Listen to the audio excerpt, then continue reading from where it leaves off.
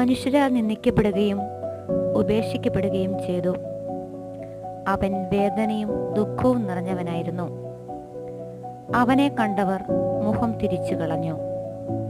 യെശയ്യാ 53:3.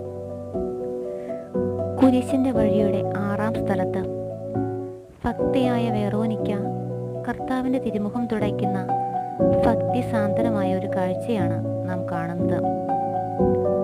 ആരുടെയൊക്കെയോ തെറ്റിദ്ധാരണകളെയും കുറ്റപ്പെടുത്തലുകളെയും പഴിചാരലുകളെയും പേടിച്ച് നന്മ ചെയ്യാൻ മടി കാണിക്കുന്നവർക്കുള്ള മാതൃകയാണ് വെറോനിക്ക.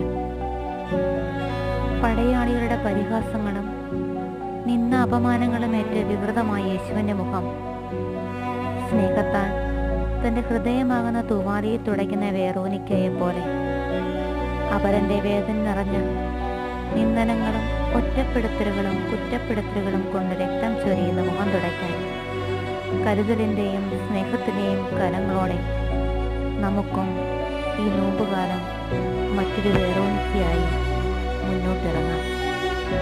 അതിനായി ഈ ദിവസം കൃപ യാചിക്കാം.